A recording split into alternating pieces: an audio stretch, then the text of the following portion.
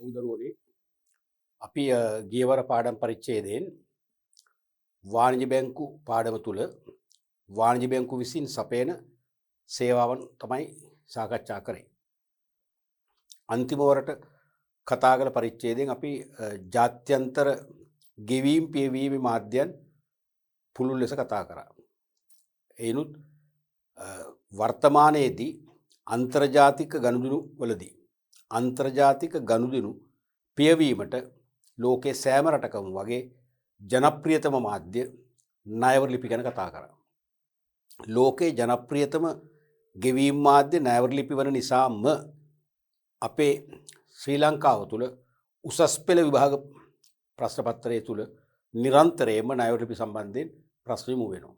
එක්කෝ ව්‍යුහගත ප්‍රශ්නයක් නැත්නම් වාස්තවික ප්‍රශ්නයක් වශයෙන් අභ්‍යාස යොමු වෙනවා. මතකයිද ඒක?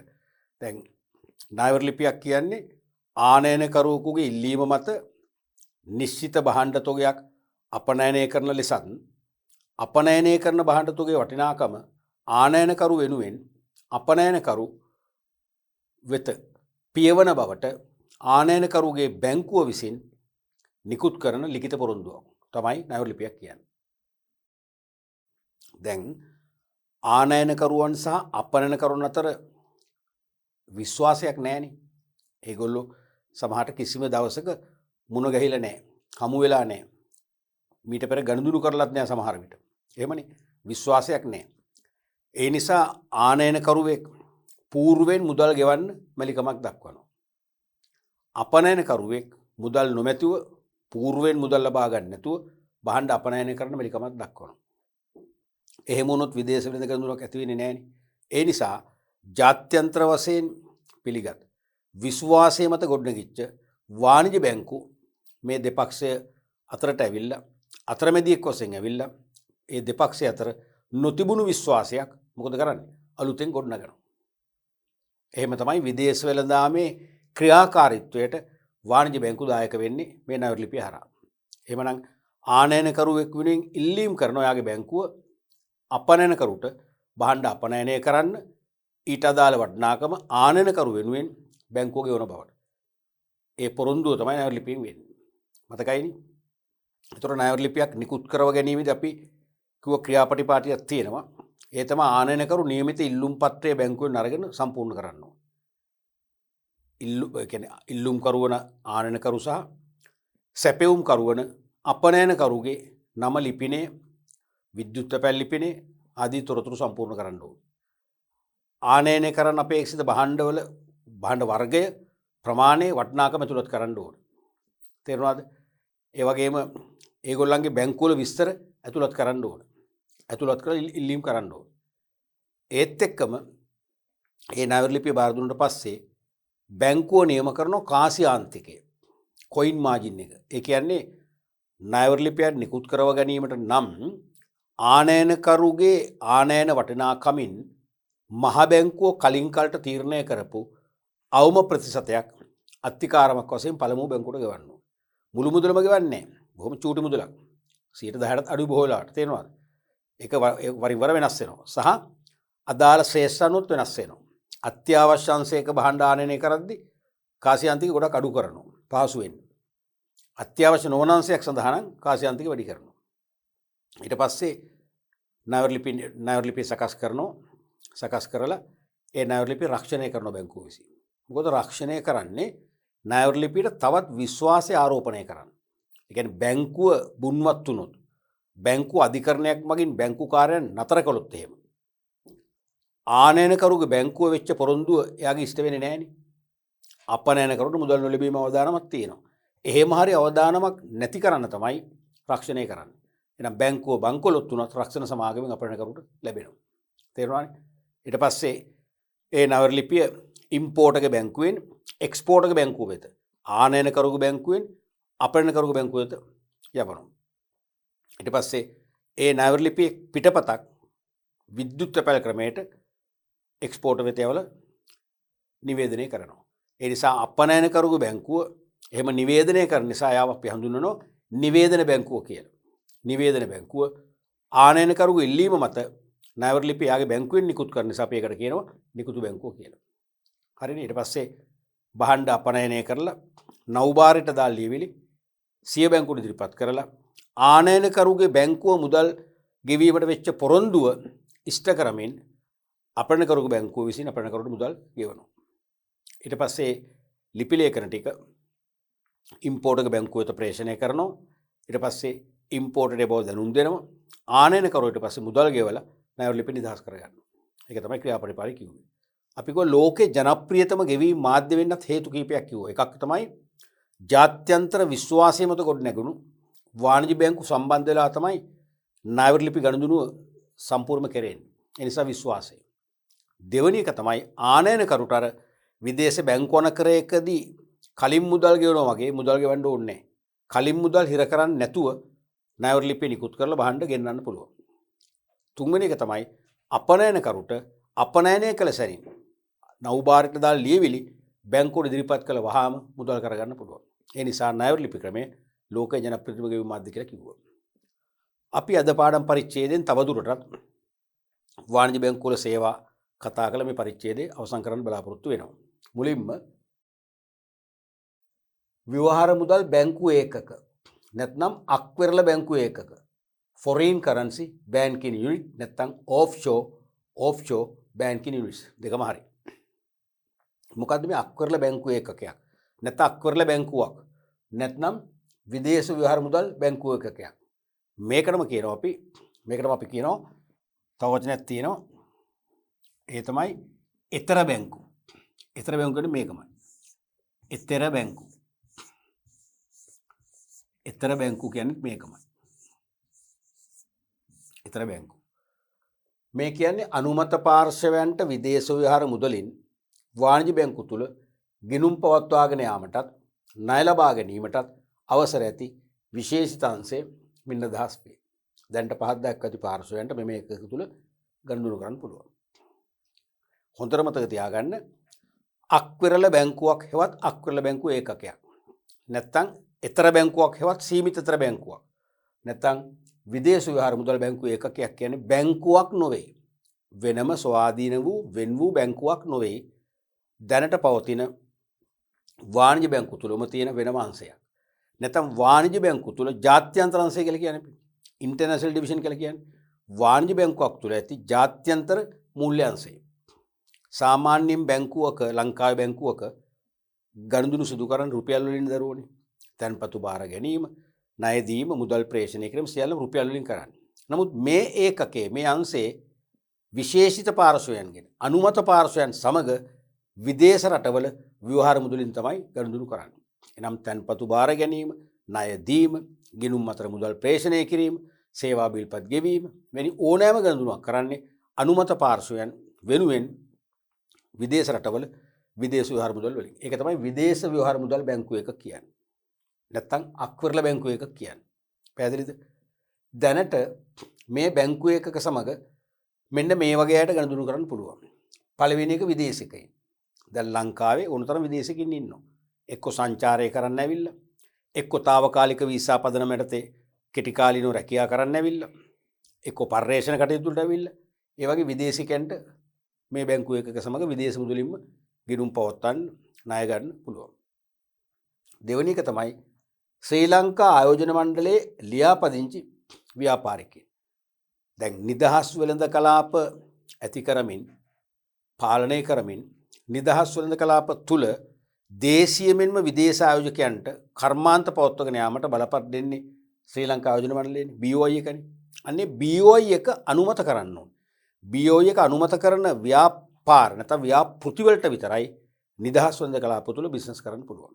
අනිත් වගේ ශ්‍රී ලංකා ආයෝජන මණ්ඩලයේ ලියාපදිංචි කරලා අනුමත කරපු ව්‍යාපාර වලට මේ එකකත් එක්ක ගනුදෙනු කරන්න පුළුවන්. මොකද ඒගොල්ලෝ බොහෝලාට එක්ස්පෝර්ට් ඔරියන්ටඩ් බිස්නස් අපනයන අභිමුඛ නැත්නම් අපනයනය කේන්ද්‍ර කරගත් භාණ්ඩ නිෂ්පාදනය කරන සහ අපනයන කරන ව්‍යාපාර.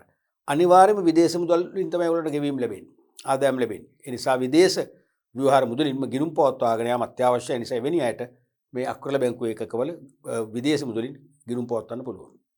ඊළඟට ශ්‍රී ලංකා මහ බැංකුව අනුමත කර ඇති ශ්‍රී ලාංකිකයන්. අන්න සමහර ශ්‍රී ලාංකිකයෝ ඉන්නවා ඒගොල්ලන්ටත් ඒගොල්ලෝ ඍජුව විදේශ වෙළඳාමට එක්කෝ ආනයනකරුවෙක් එක්කෝ අපනයනකරුවෙක් වශයෙන් සහභාගී වෙන්නේ නැහැ. එනමුදු ඒගොල්ලෝ වක්‍ර සේවා මගින් ඒගොල්ලන්ගේ අතරත් විදේශ විවහාර මුදල් එනවා. එවැනි අයටත් විදේශ විවහාර මුදලින් ගිණුම් පොවත්වගෙන යාම වාසිදායකයි කියලා මහ බැංකුවට හැඟී යන සෑම අවස්ථාවකම එවැනි අයටත් මේකේ ගිණුම් පොවත්වන මහ බැංකුවෙන් අවසරයක් ලැබෙනවා. උදාහරණයක් වශයෙන් අපි හිතමු ඒ කියන තැනත්තා එක්ස්පෝර්ටර්. එයා අපනයනකරු. B කියන තැනත්තා සප්ලයර්. හරිද? දැන් ලංකාවේ ඒ කියන තැනත්තා තමයි භාණ්ඩ අපනයනය කරන්නේ. නැවුගත කරන්නේ. හැබැයි එයාට භාණ්ඩ නැහැ. එයා නිෂ්පාදනය කරන්නේ නැහැ. එයා වෙනත් අයගෙන් භාණ්ඩ සපය ගන්නවා. එහෙනම් එයාට ප්‍රධාන වශයෙන් විවිධ අයගේ නිෂ්පාදන ඇතුළින් භාණ්ඩ මිලදී අරගෙන ගබඩා කරලා සපයා දීම කරන මෙයා. B තමයි සපයන්නේ. එහෙනම් B මෙයාට භාණ්ඩ සපයනවා. goods. හරිද? ඒ විසින් මෙයාට ගෙවීම් කරනවා. පේමන්ට් කරනවා. බොහෝ වෙලාවට ඒට විදේශ වලින් ලැබෙන බැංකු අනකරය එක්ක ණයවර ලිපිය නැත්නම් ජාත්‍යන්තර මුදල් ඇණවුම ආදී ගෙවීම් මාධ්‍යයක් බොහෝ වෙලාවට මෙයාට පිටසන් කරලා බාර දෙනවා. ඒවත් විදේශ විනිමය තුලින් තමයි මෙයාට ගෙවීම් කරන්නේ. අන්න ඒ හරහා මෙයා ඩිරෙක්ට් අපනයන නොකලත් විදේශ විවහාර මුදල් මෙයාගේ අතරත් එනවා. ඒ නිසා එවැනි අයට විදේශ විවහාර මුදල් බැංකුව එකක විදේශ විවහාර මුදලින් ගිණුම් පවත්වාගෙන යාම වාසිදායක නිසා මහ බැංකුව මෙන්න මේවැනි අයවත් මේ වගේ අනුමත පාර්ශ්වයන් වශයෙන් පත් කරනවා. පැහැදිලිනේ? ওই විදිහට තමයි අක්‍රල බැංකුව එකකවල ගනුදෙනු කරන අවස්ථාව ලැබෙන්නේ. අපි බලමු ඊළඟ අවස්ථාව. විදේශ මුදල් ගනුදෙනු සඳහා බලයලත් ආයතන සහ පුද්ගලයන්. විදේශ මුදල් ගනුදෙනු සඳහා බලයලත් ආයතන සහ පුද්ගලයන්. නැත්නම් බලයලත් පාර්ශවයන්. දැන් විදේශ මුදල් හැමෝටම ගනුදෙනු කරන්න බෑනේ. ඔබ දන්නවා විදේශ මුදල් කියන්නේ විදේශ විනිමය. අපිට ඕනෑම රටක මුදල් වර්ගයක් විදේශ විනිමය වෙනවා. ඇමරිකාවට පවා ශ්‍රී ලංකා රුපියල් මොනවද විදේශ විනිමය. ඒ වගේ. තේරුණාද? ඒ විදේශ විනිමය පාලනය කරන මහ බැංකුව ක්‍රියාත්මක වෙනවානේ. මහ බැංකුව වෙනම දෙපාර්තමේන්තු 27න් දෙපාර්තමේන්තුවක් තියෙනවා විනිමය පාලන දෙපාර්තමේන්තුව. Exchange control department. ඒකේ ප්‍රධානිය තමයි විනිමය පාලකවරයා. තව සහකාර විනිමය පාලකවරු කීප දෙනෙක් ඉන්නවා. එක්කෙනෙක් ඉන්නවා මගෙන් ඉගෙන ගත්ත ඔයාලා වගේම මගේ ශිෂ්‍යයෙක් ගෝලෙක්. එයා තමයි ඊළඟට විනිමය පාලක ධූරයට සුදුසුම ජ්‍යෙෂ්ඨ නිලධාරියා. ඒ විනිමය පාලකවරයාගේ අවසරයකින් තොරව නැත්නම් විනිමය බලපත්‍රයකින් ලබා දෙන අවසරයකින් තොරව අපිට විදේශ විනිමය පාවිච්චි කරන්න බෑ. අපිට විදේශ විනිමය ලබා ගන්නත් බෑ බැංකුවකින්. බැංකුවකට විදේශ විනිමය අපිට නිකුත් කරන්න පුළුවන් විනිමය පාලන දෙපාර්තමේන්තුවේ විනිමය පාලකවරයාගේ බලපත්‍රයකින් පමණයි.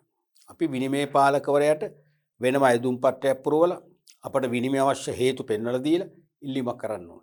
ඉල්ලීම සලකලා බලලා 100%ක්ම සාධාරණ නම් අපි ඉල්ලන මුළු විනිමය ප්‍රමාණය අපට නිදහස් කරයි. නැත්නම් කොටසක් හරි නිදහස් කරයි. අනවශ්‍ය දෙයක් නම් නිදහස් කරන්නේ නැහැ. ඒ විදිහට තමයි විනිමය නිකුත් කිරීම වෙන්නේ. කියන්නේ පාලනයක් තියෙනවා. තේරුණාද? ඒතර හැමෝටම විදේශ මුදල් මිලදී ගන්නත් බෑ, විකුණන්නත් බෑ. අන්න එහෙම විදේශ විවහාර මුදල් ගනුදෙනු කරන්න බලයලත් ආයතන තියෙනවා. එකක් තමයි බලයලත් වෙළඳුන්. බලයලත් වෙළඳුන් කියන්නේ කවුරුත් නෙවෙයි වාණිජ බැංකුව. බලයලත් වෙළඳුන් වෙන කවුරුත් නෙවෙයි. බලයලත් වෙළඳුන් කියලා අදහස් කරන්නේ වාණිජ බැංකුව. මතක තියාගන්න වාණිජ බැංකුව. ජංගම ගිණුම් පවත්වාගෙන යන වාණිජ බැංකුව. තේරුණාද? විදේශ විනිමය වෙළඳාම සඳහා බලයලත් වෙළඳුන් ලෙස කටයුතු කිරීමට සියලුම බලපත්ලාභී වාණිජ බැංකුවලට අවසරය දී ඇති අතර ඔවුන්ට විදේශ මුදල් මිලදී ගැනීම, විකිණීම, ණය ගැනීම, තන්පත් බාර ගැනීම සහ ණය දීම යනාදී ගනුදෙනු ඒ සදා සුදුසුකම් ඇති පුද්ගලයන් සමග කරන්න පුළුවන්. සුදුසුකම් ඇති ඇත්ත එක. තේරුණාද?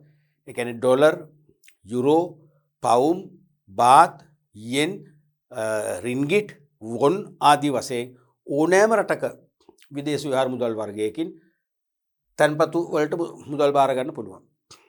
විදේශ විහාර මුදලින් ණය දෙන්න පුළුවන් අනුමතයට. තේරුණාද? අනුමතයකින් විදේශ විහාර මුදල් මිලදී ගන්න පුළුවන්. ඕනම දෙයක් කරන්න පුළුවන් වාණිජ බැංකුවට. ඒ නිසා මතක තියාගන්න විදේශ මුදල් ගනුදෙනු සඳහා වැඩිපුරම බලය තියෙන්නේ 100%ක්ම බලතල තියෙන්නේ වාණිජ බැංකුව වලට. ඒගොල්ලෝ පැහැදිලිවම ඒගොල්ලෝ තමයි බලයලත් වෙළඳ වශයෙන් ගණන් ගන්න. නීතිය විදේශ විනිමය සඳහා බලයලත් වෙළඳුන් වශයෙන් පිළිගන්නේ කවුද? වාණිජ බැංකුව. පැහැදිලිනේ? රයිට්. දෙවෙනි එක තමයි සංචාරක චෙක්පත් නිකුත් කිරීමට බලයලත් සංචාරක නියෝජිතයින්. සංචාරක නියෝජිත ආයතන. අපි කියන්නේ ට්‍රැවල් ඒජන්සීස් කියලා. Travel agencies. දැන් වාණිජ බැංකුව වලටත් සංචාරක චෙක්පත් නිකුත් කරන්න පුළුවන්. කිසි ප්‍රශ්නයක් නැහැ. තේරුණාද? සංචාරක චෙක්පත් නිකුත් කරන්න පුළුවන් වාණිජ බැංකුව වලටත්. ඒ වගේම බලයලත් සංචාරක නියෝජිත ආයතන හෙවත් ට්‍රැවල් ඒජන්සිස් වලටත් ඒ බලය තියෙනවා. මොනවද? සංචාරක චෙක්පත්. සංචාරක චෙක්පත්. සංචාරක චෙක්පත්. හරිනේ. මේගොල්ලන්ට බලය තියෙනවා. මේගොල්ලන්ට බලය තියෙනවා. දෙගොල්ලන්ටම නිකුත් කරන්න පුළුවන්. එතකොට දැන් අපි විදේශ රටක සංචාරයකට යනකොට ඩොලර්, පවුම්, ඉන්දියන් රුපියල් වගේව ගෙනියන එක අවදානම්නේ. ඒක මංකොල්ල කරන්න පුළුවන්. සොරකම් කරන්න පුළුවන්. මොකද නෝට්ටු වල අයිතිකරුවෙක් ගහලා නැහනේ. ඒක සොරකම ඔප්පු කරන්න බැරුණොත් ඒ සල්ලි සොරාටම අයිති වෙනවා. අවදානම් වැඩිනේ. ඒ නිසා අපි සංචාරක චෙක්පත් තමයි අරන් යන්නේ. බැංකුවට ශ්‍රී ලංකා රුපියල් සහ සංචාරක චෙක් වල වටිනාකමට දාලා කොමිස් මුදල ශ්‍රී ලංකා රුපියල් වලින් අපි ගෙවලා එක එක අගෙන් මුද්‍රණය කරපු සංචාරක චෙක් අරන් යනවා. අවශ්‍ය වෙලාවට ළඟම තියෙන වාණිජ බැංකුවකට හෝ බලයලත් මුදල් මාරු කරන ආයතනයකට ගිහිල්ලා සංචාරක චෙක් මාරු කරලා ඒ රටේ මුදල් අරන් වියදම් කරනවා. තේරුණාද? අන්න ඒ වගේ සංචාරක චෙක්පත් පමණක් නිකුත් කරන්න බලයලත් ආයතන තියෙනවා. ඒගොල්ලන්ට පුළුවන්. එහෙනම් ඒගොල්ලෝ කරන්නේ මොකද්ද? විදේශ මුදල් ගනුදෙනුව. ඇයි? අපෙන් රුපියල් අරගෙන විදේශ මුදල් ඒකක වලින් මුද්‍රිත සංචාරක චෙක් නිකුත් කරනවා. කියන්නේ විදේශ මුදල් අපිට නිකුත් කිරීමක් කරනවා. එහෙනම් ඒගොල්ලන්ටත් ඒ බලය තියෙනවා. තුන්වෙනි එක තමයි බලයලත් මුදල් මාරු කරන්න. බලයලත් මුදල් මාරු කරන්න කියලා තමයි මේගොල්ලෝ හඳුන්වන්නේ. මහ ජනතාවගෙන් විදේශ මුදල් නෝට්ටු මිලදීගෙන ශ්‍රී ලංකා මුදල් ලබා දීමටත් අනුමත විදේශ මුදල් නෝට්ටු මාරු කිරීමටත් අවසරය මොවුන්ට ලබා දී ඇත. රුපියල් සඳහා විදේශ මුදල් විකිණීමට හෝ සංචාර චෙක්පත් සහ වෙනත් විදේශ මූල්‍ය උපකරණ රුපියල් ගෙවා මිලදී ගැනීමට හෝ මෙවුන්ට අවසර නැහැ. තේරුණාද? දැන් ඒ කියන්නේ දැන් අපි ළඟ දැන් අපි විදේශ රටක රැකියාවක නියුක්ත වෙලා එනවා කියලා. අපි ජපානයේ ඉඳන් එනකොට ජපාන් යෙන් අපි ළඟ තියෙන්න පුළුවන්. බ්‍රිතාන්‍යයේ ඉඳන් අපි රැකියාවක් කරලා කලක් ගත කරලා එනකොට අපිට බ්‍රිතාන්‍යයේ ස්ටර්ලින් පවුම් අපි ළඟ තියෙන්න පුළුවන්. නමුත් මෙහෙට වැඩක් නැහැනේ. මේ සංසරණේ තියෙන රුපියල්නේ. එහෙනම් අපිට සිදු වෙනවා ඒ බ්‍රිතාන්‍ය පවුම් නෝට්ටු නැත්නම් යුරෝ නෝට්ටු අපිට මේ වගේ ආයතනයකට දීලා ශ්‍රී ලංකා රුපියල් ගන්න. අන්න ඒ බලය මේගොල්ලන්ට තියෙනවා. තේරුණාද? විදේශ මුදල් නෝට්ටු මිලදීගෙන ශ්‍රී ලංකා මුදල් ලබා දෙන්න පුළුවන්. ඒ වගේම නෝට්ටු මාරු කරලා දෙන්නත් පුළුවන්. දැන් මල් ළඟ ඩොලර් නෝට්ටු තියෙනවා නම් ඒ ඩොලර් නෝට්ටු මාරු කරලා දෙන්නත් පුළුවන්. උදාහරණයක් වශයෙන් ඩොලර් නෝට්ටු මේ අපේ තමු මල් ළඟ තියෙන 1000 නෝට්ටු. ඕක 500 නෝට්ටු. 200 නෝට්ටු වලට මාරු කරන්න පුළුවන්. එහෙම නැත්නම් ඩොලර් නෝට්ටු වෙනකොට මට යුරෝ නෝට්ටු ගන්නත් පුළුවන්. ඒ දේ කරන්නත් පුළුවන්. හැබැයි එක දෙයක් බෑ. අපෙන් රුපියල් අරගෙන අපට විදේශ නෝට්ටු විකුණන්න බෑ. අපෙන් රුපියල් අරගෙන විදේශ නෝට්ටු විකුණන්න බෑ ඒගොල්ලන්ට. ඒක කරන්න පුළුවන් බලයලත් විලඳුම් වශයෙන් වාණිජ බැංකුවට පමණයි. පැහැදිලිනේ? ඊළඟට උදාහරණයක් වශයෙන් මේ තියෙන්නේ සීමා සහිත අබාදීන් මනි චේන්ජර්ස් පුද්ගලික සමාගම රෝහල් විදිය කොළඹ එක. මේ බලයලත් මුදල් මාරු කරන්න. ඒ වගේම සීමා සහිත අචින් මනි එක්ස්චේන්ජ් පුද්ගලික සමාගම ගාලුපාර හික්කඩුව. සීමා සහිත සිටි එක්ස්චේන්ජ් පුද්ගලික සමාගම බ්‍රිස්ටල් ගොඩනැගිල්ල සර් බාරුන් ජයතිලක මාවත කොළඹ එක. සීමා සහිත දැඩිගම ගෲප් නොම්බර 65 පරණපාර මහරගම. සීසා ජුවෙල් ලංකා මනි එක්ස්චේන්ජ් පුද්ගලික සමාගම නොම්බර 192 කෙලින් වීදී මීගමු. සීමා සහිත පුෂ්පා මනි එක්ස්චේන්ජ් පුද්ගලික සමාගම නොම්බර 60 ග්‍රීන්ස් පාර ඒත් මීගමු. මේ කීපයක් මේ වගේ ආයතන මම හිතන්නේ 50කට වැඩි සංඛ්‍යාවක් මහ බැංකුවම බලපත්‍ර අරන් තියෙනවා. මෙන්න මේ ආයතන වලින් අපට පුළුවන් විදේශ මුදල් නෝට්ටු රුපියල් කරගන්න. තේරුණාද? දැන් අපි සාමාන්‍යයෙන් අපි ළඟ තියෙන විදේශ මුදල් නෝට්ටු බලයලත් වෙළඳුන් කියන වාණිජ බැංකුවට අරන් ගියාම අපිට අඩුවෙන් තමයි හම්බෙන්නේ සාමාන්‍ය. රේට් එක අඩුයි. දැන් අපි හිතමු යුරෝ එකක් රුපියල් 200 යුරෝ අපි ළඟ තියෙන යුරෝ එකක නෝට්ටුවකට බලයලත් වෙළඳුන් ගෙවන රුපියල් 230යි කියන්නකෝ. නමුත් මේගොල්ලෝ 235ක් විතර ගෙවනවා. ඒ නිසා ගොඩක් අය පුරුදු වෙලා තියෙනවා මෙන්න මේ බලයලත් විදේශ මුදල් මාරු කරන අයතුලින් මාරු කරගන්න. මේගොල්ලෝ එහෙම අරගෙන කලක් තියන් ඉන්නකොට දැන් 235ක් අපිට ගෙවුණා 245ක් වගේ එනකොට මේගොල්ලෝ විකුණනවා රුපියල් 10ක් ලාභ ගන්නවා. ඒක තමයි ඒගොල්ලෝ බිස්නස් එක. තේරෙනවද? දැන් පිටරට ගිහිල්ලා ආපු වෙලක ඕන තරම් විදේශ නෝට්ටු තියෙනවානේ. ඔයගොල්ලෝ දැකලා තියෙනවානේ. ඒ නෝට්ටු ඔබ කොළඹ අරන් යනවා. කොළඹ ගිහිල්ලා මේ එක මේ වගේ මුදල් මාරු කරන ඇතුලින් ගන්නවා. මම ඒක පෞද්ගලික පණිඩක් ඔබට කියන්නම්. ලංකාවේ වැඩිම රේට් එකක් ගෙවන සමාගම් දෙකක් තියෙන දෙකම තියෙන මේ තියෙන දෙක තමයි මේ.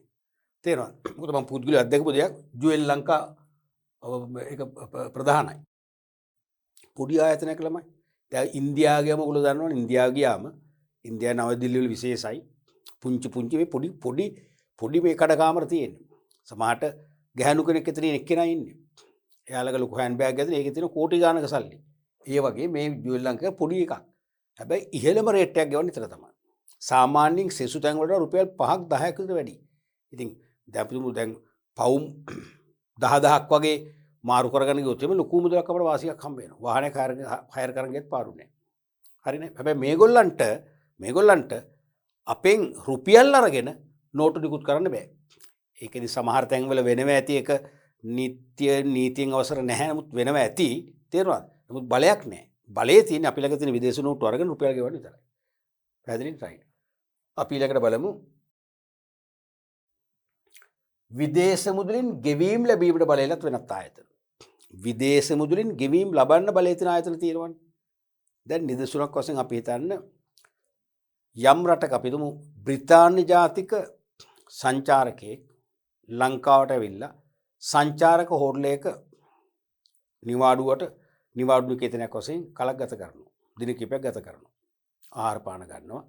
ෆුඩ් ඇන්ඩ් ලොජින් වලට බිලක් එනවනේ යට අවසානයේ. ඒ සංචාරක හෝටල් ගාස්තුව එයා ගෙවන්න එයාලක තියෙන ස්ටර්ලින් පවුම් නම් පවුම් බාර ගන්න වෙනවා. එයාට කියන්න බෑ ළඟ තියෙන ටවුන් එකේ බැංක් ඔෆිස් වල නෙහෙන් ගිහලා මාරු කරන් වරින් කියලා කියන්න බෑනේ. ඒක තේරෙනවද? විදේශ සංචාරකයන්ට අපි පහසුකම් දෙන්න ඕනේ. අපහසුකම් දීලා හරියන්නේ නැහනේ. අපහසුරපත් කළා හරියන්නේ නැහනේ. විදේශ මුදලින් බාර ගන්න වෙනවා. ට්‍රැවලර්ස් චෙක්ස් දුන්නොත් ඒත් විදේශ මුදල්නේ. සංචාරක චෙක් පදුනොත් ඒත් බාර ගන්න වෙනවා. එහෙමනම් අනේ විදේශ මුදලින් ගෙවීම් ලැබීමට හැමෝටම බෑ. බලයේ තියෙන ආයතන තියෙනවා. මේ තියෙන කීපයක්. සමහර වෙළඳ කටයුතු වල නිරත තෝරාගත් ආයතන වලට විදේශ මුදලින් ගෙවීම් බාර ගැනීමට විනිමය පාලක විසින් බලය දෙනු ලැබේ. ඒවා නම් බලයලත් සංචාරක හෝටල්. සීලුම ටූරිස්ට් බෝඩ් එක අනුමත කරපු සංචාරක හෝටල්. හරිද? මැණික්කා ස්වර්ණාභරණ වෙළඳුන්. අනිවාර්යයෙන් මේගොල්ලෝ බලපත්‍ර ගන්න එපා ඒගොල්ලෝ.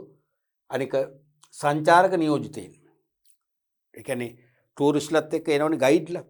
තේරෙනවද? තමන්ගේම රටේ ගයිඩ් ලංකාව ගැන දන්න තමන්ගේම රටේ ගයිඩ් කෙනෙක් එක එනේ ලේසි. භාෂාව වසුරන්න පුළුවන්, භාෂාව තේරුම් ගන්න පුළුවන්. ඒගොල්ලන්ට පුළුවන්. අනික තීරුබදු රහිත සාප්පු. ඩියුටි ෆ්‍රී shopping complex තියෙනවනේ. එයාපෝට් එකේ තියෙනවා, හාබර් එකේ තියෙනවා. අන්න ඒගොල්ලන්ට බහන්න විකුල්ල විදේශ මුදල් බාර ගන්න පුළුවන්. නැත්නම් සංචාර චෙක් බාර ගන්න පුළුවන්. ආරෝග්‍ය ශාලා.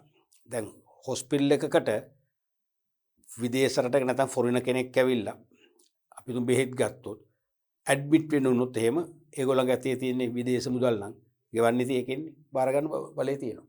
ඊළඟට නියෝජිත තැපැල් කාර්යාලය සහ වරාය වෙළඳුන් විදේශ නාවුක කාර්ය මණ්ඩල වලට සහ විදේශ නැව් මගින් වරායදී භාණ්ඩ අලෙවි කරන්නන් තමයි මේ වරාය වෙළඳුන් කියන්නේ.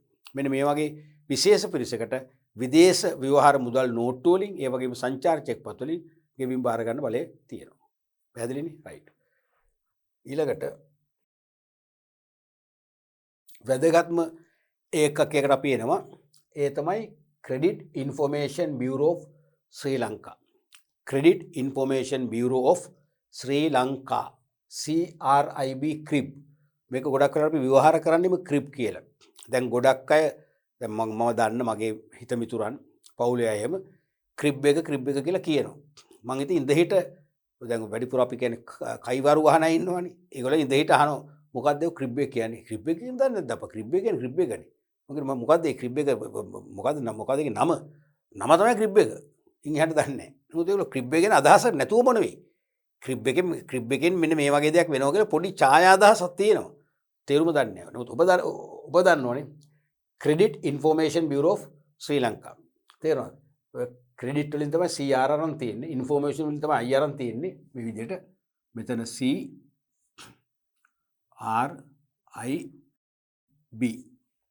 ක්‍රිබ් අරන් තියෙන්නේ එහෙමයි.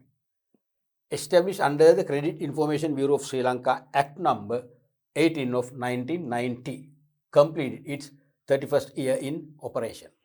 දවුරුදු 31ක් ඔපරේට් කරනවා මේ 31ක් තිස්සේ. තේරුණාද? 1990 අංක 18 දරන ශ්‍රී ලංකා ණයතොරතුරු කාර්යාංශ පනත යටතේ තමයි මේක නීතිගත වෙන්නේ. තේරුණාද? හොඳට අහගන්න. මේ ආයතනය ආරම්භ කරන්න පෙර ලංකාවේ අපි එක වාණිජ බැංකුවක ශාඛාවකින් ණයක් ගත්තොත් අනිත් වාණිජ බැංකු ශාඛාවේ බව දන්නේ නැහැ. නැත්නම් ලංකා බැංකුවෙන් ණයක් ගත්තොත් මහජන බැංකුව දන්නේ නැහැ. මහජන බැංකුවෙන් ණයක් ගත්තොත් ලංකා බැංකුව දන්නේ නැහැ. එහෙම කාලයක් තිබුණානේ.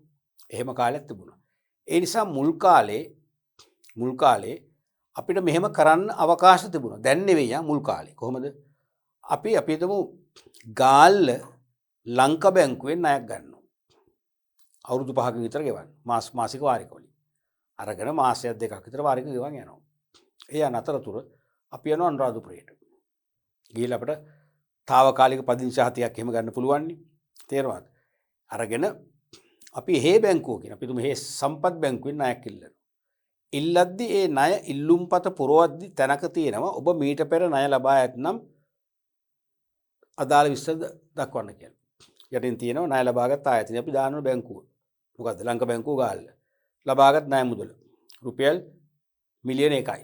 ලක්ෂ 10යි දාන්න ඕනේ.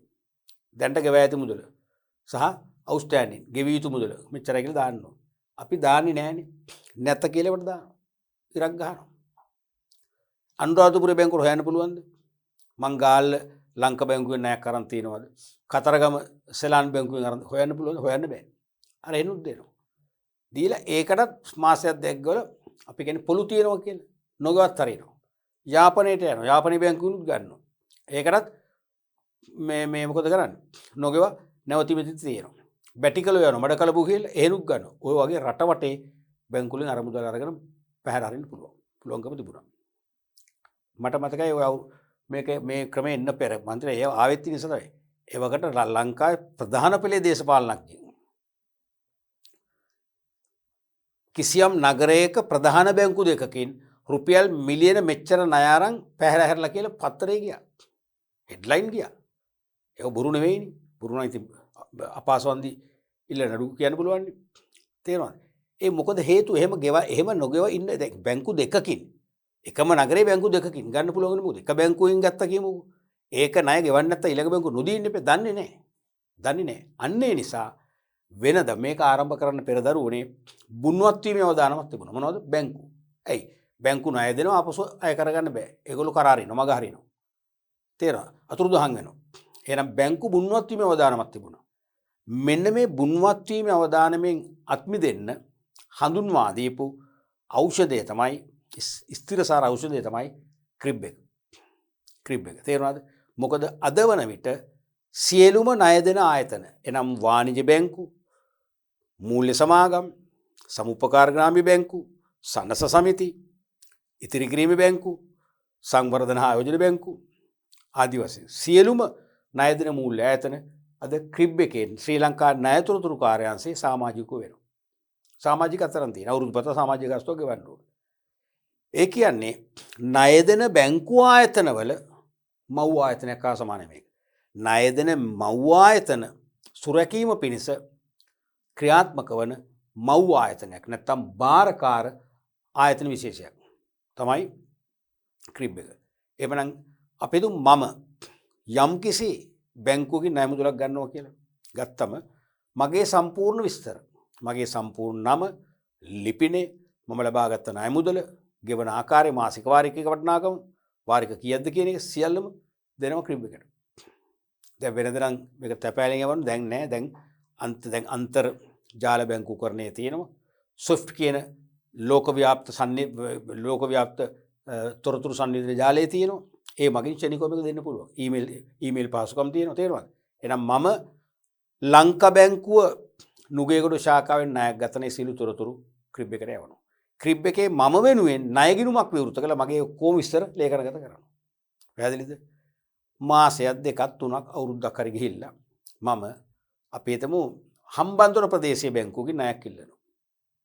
ඒතර ණය ඉල්ලුම් පත්‍රය මම සම්පූර්ණ කරලා බාර දෙනවා. එදාම ණය දෙන්නේ ටික දවසක් යනවනේ. මොකද ණය ඉල්ලුම් පත්‍රේ පුරෝකතනය කරන්න ඕනේ, ඇගීමට ලක් කරන්න ඕනේ. එහෙමනේ. ඒ කරන අතරතුර අපිට කියනවා දැනුම් දෙන්නම් කියලා මගේ ඩෙන්ටිටි කාඩ් එකේ අංකය පුද්ගල ලියාපදිංචි කිරීමේ අංකයයි මගේ නමයි නමත් ඕනේ අංක විතර දුන්නම ඇති ක්‍රිබ් එකට යවලා බැංකුව ඉල්ලීමක් කරනවා ඊමේල් ලිපියක් මගින් මෙයා පිළිබඳව අපිට වාර්තාවක් දෙන්න කියලා. අන්න ක්‍රිබ් එක බලනවා කම්පියුටරෙන් මම ණය අරන් තියෙනවා නුගේගොඩ ලංකා බැංකුවේ. තාම ණය වාරික 2යි ගෙවලා තියෙනවා. තව වාරික 48ක් විතර ගෙවන්න තියෙනවා. එවිතන් අපි 48ක් කියලා අවුරුදු 4කින් කියනවා නම් එහෙනම් දෙක නම් ගෙවලා තියෙනවා. මම තව ණය වාරික 46ක් අවුට්ස්ටෑන්ඩින් ගෙවන්න තියෙනවා. ඒ විස්තර ලිඛිතව දැනුම් දෙනවා ක්‍රිබ් එකෙන් හම්බන්තොට බැංකුවට. හම්බන්තොට බැංකුව මට ණයක් දෙයිද ළමයි? ණයක් දෙයිද කියන බලන්න ඕගොල්ලෝ දෙන්නේ නැහැ. ඇයි නැත්තේ? මම දැන්ටමත් ණයක් කරන් තියෙන නුගේගොඩ බැංකුවෙන් මම දැන්ටමත් ණය වාරික තාම 2යි පියවල තියෙනවා. හරිද? ඒ කියන්නේ අපි දුවේ ණය වාරිකේ ලක්ෂ ගානක මාසික වාරිකයක් කියලා. එහෙනම් බැංකුව දන්නවා මට මේ තව මගේ ආදාය දැන් මම ණය ඉල්ලන්නේ දෙවනුව අපි දුව සම්පත් බැංකුව හම්බන්තොට කියලා. සම්පත් බැංකුවට මම දීලා තියෙනවා මගේ ආදායම් තත්ත්වය. මගේ ආදායම ලක්ෂ අපි දුව 4.5 මාසෙට. දැන් මේ ණය වලටම ලක්ෂ 3.5ක් ගෙවනවා. ලක්ෂය ඉතුරු වෙන ජීවත් වෙන්න. එහෙනම් මට තව ණය වාරිකයක් මට ණය වාරිකයක බර දරන්න බෑ. තව ණයක් මට දීම සුදුසු නෑ කියලා දන්නවා.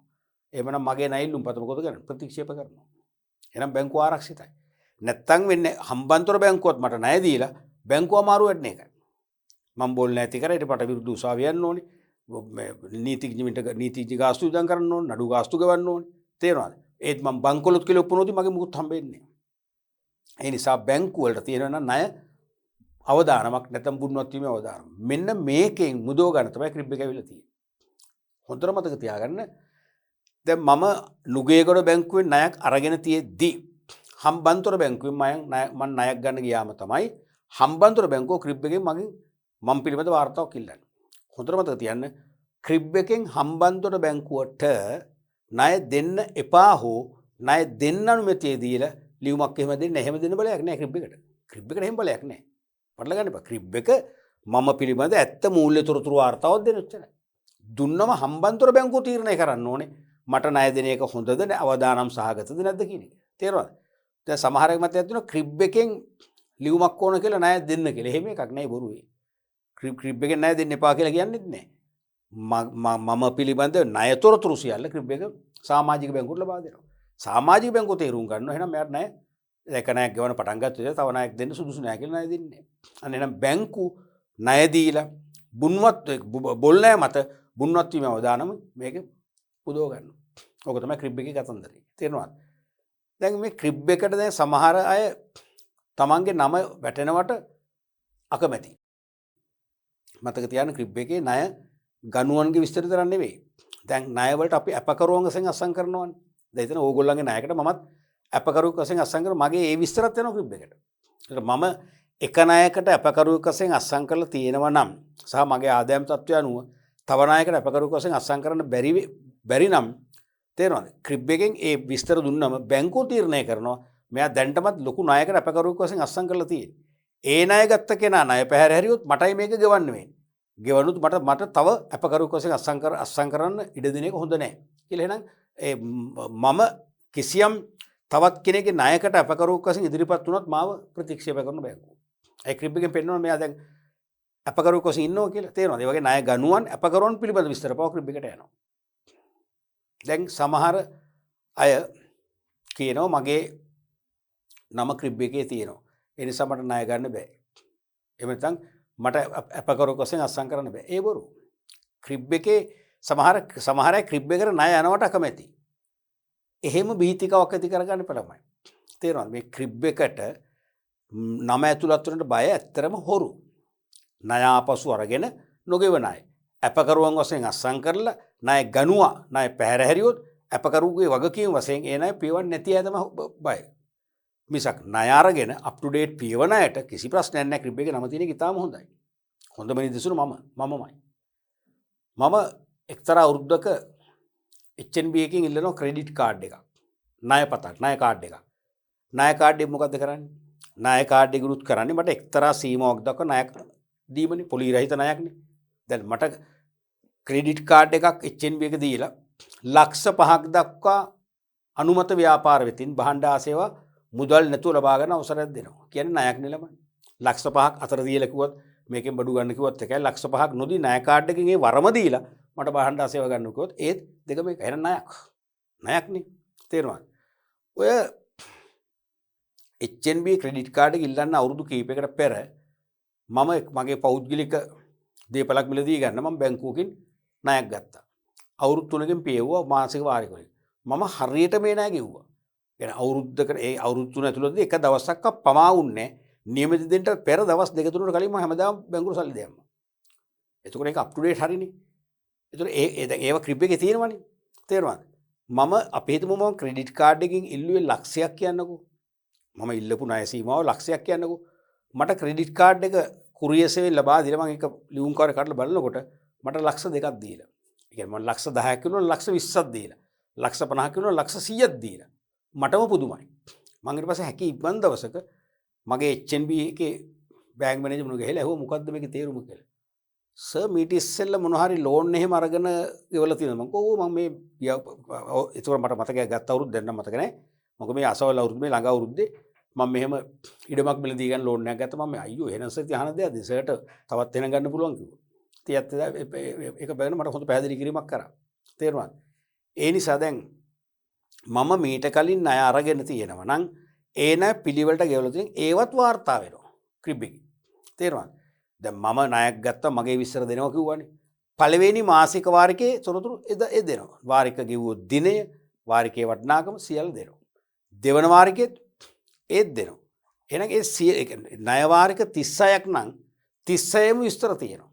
එක මාසෙක හරි ඉරිස් වුණා නම් ඒ බව සඳහන් වෙලා තියෙනවා. එක මාසෙක හරි මම පමා වෙලා ගෙවුවා නම් ඒකත් තියෙනවා. හරිද?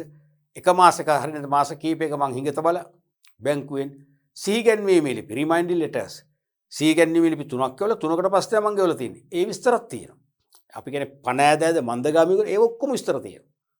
ඒ නිසා වෙනත් බැංකුවකට ක්‍රිබ් එකෙන් මේ තොරතුරු දුන්නාම හරිම පහසුයි. මෙයාට ණය දෙනවද නැද්ද? දෙනවනම් කොච්චර දෙනවද තීරණය කරන්න. බැංකුවට බොල් නැවත දාලා මැති වෙන්නේ නැහැ.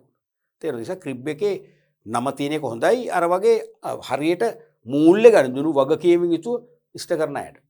ඒතර තවත් ඒගොල්ලන්ගේ විශ්වාසය තහවුරු වෙලා ඒගොල්ලන්ට අර ණය කාඩ් එකක් කිව්වොත් දැන් මට දුන්නේ ඩබල් ඒ වගේ තවත් ණය ගන්න පුළුවන්කම ලැබෙනවා. ඔක තමයි ක්‍රිබ් එකේ කතන්දර. නිසා ක්‍රිබ් එකට ණය යනකොට ක්‍රිබ් එකට නම ඇතුළත් වෙනවට බය වෙන්න ඕනේ නැහැ කවුරු. බය වෙන්න ඕනේ ණය අරගෙන බොල් ණය තියන අය. පොලු තියන අය. ඒගොල්ලෝ බය වෙන්න ඕනේ. ඒගොල්ලන්ට ගියන් පස්සේ කවදාකවත් ණයක් ගන්න හම්බෙන්නේ නැහැ. පැහැදිලිනේ? හරි. එතකොට මේකේ කාර්යයන් තමයි to collect credit information on borrowers from lending institution. ණය දෙන ආයතන වලින් ණය ගනුවන් පිළිබඳ තොරතුරු එක්රැස් කරගන්නවා මේගොල්ලෝ. එක්රැස් කිරීම. දෙවෙනි එක තමයි to provide credit information to shareholding lending institution of the CRIB. ණය තොරතුරු කාර්යාංශයේ සමාජික ණය දෙන ආයතන වලට තේරෙනවද? ණය ගනුවන්ගේ ණය තොරතුරු පිළිබඳ වාර්තා ඉල්ලුම ලබා දෙන්න ඕනේ. තුන්වෙනි එක තමයි to maintain the data bank relevant to the loans. ණය හා සම්බන්ධ දත්ත බැංකුවක් පවත්වාගෙන යාම කියන එක. ණය හා සම්බන්ධ දත්ත බැංකුවක් පවත්වාගෙන යාම කියන එක. අපි ඕක මම හිතන්නේ සිංහලෙන් දාලා ඇති නේද? තියෙනවා. ශ්‍රී ලංකා ණය තොරතුරු කාර්යාංශයේ ප්‍රධාන කාර්යයන් තමයි ණය දෙන මූල්‍ය ආයතන වෙතින් ණය ගැනුම්කරුවන් පිළිබඳ තොරතුරු රැස් කරලා පරිගණකගත ගිණුම් වල වාර්තා කරනවා.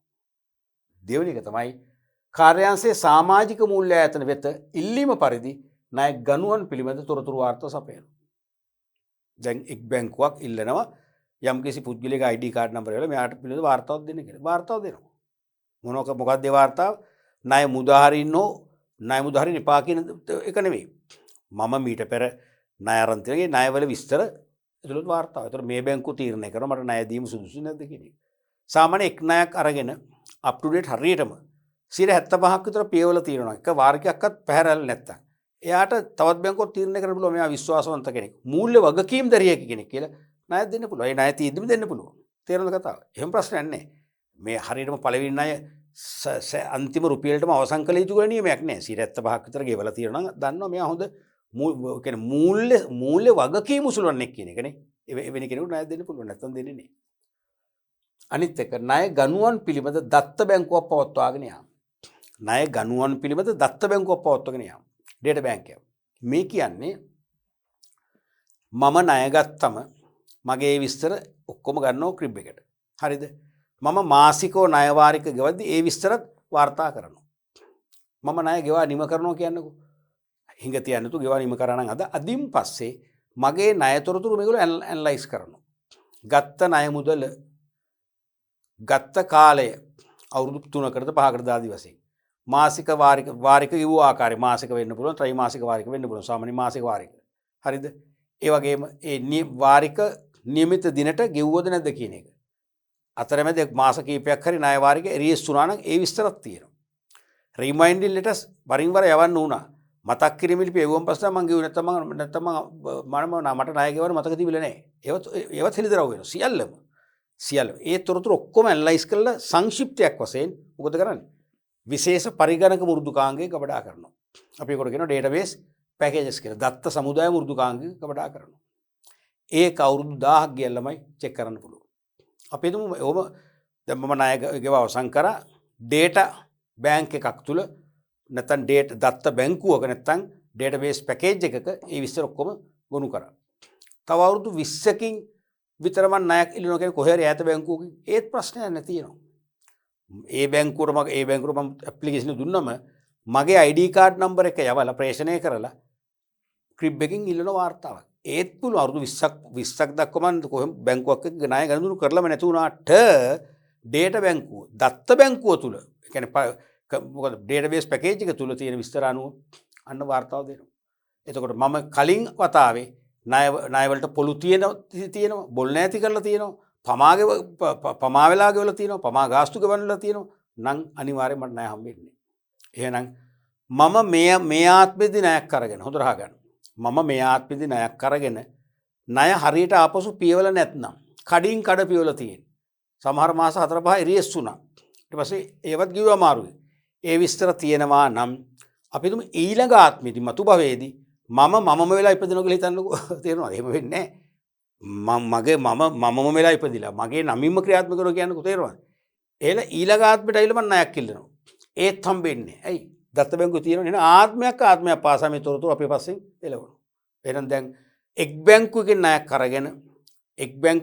අරගෙන ඒ ණය නියමාකාරයෙන් පියවා අවසන් නැත්තම් හෝ බොල් ණයක් ඇති කරලා තියෙනවා යාට ජීවිත කාලෙම ණය ගන්න හම්බෙන්නේ මේ නිසා. ඒ නිසා බැංකු බුන්වත් වීමේ අවදානමින් මේ නිසා බැහැර වෙනවා. ඇයි?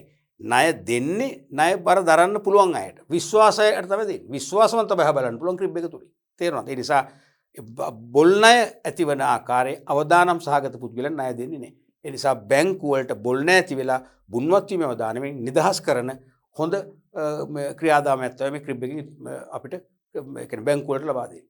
අපි ඊළඟට යමු. ණය ශ්‍රේණිගත කිරීම. ණය ශ්‍රේණිගත කිරීම. Credit rating system. මෙන්න ක්‍රිබ් එක හා සමානම තවත් වැදගත් විශේෂ මූල්‍ය ආයතන වර්ගයක්. ණය ශ්‍රේණිගත කිරීම.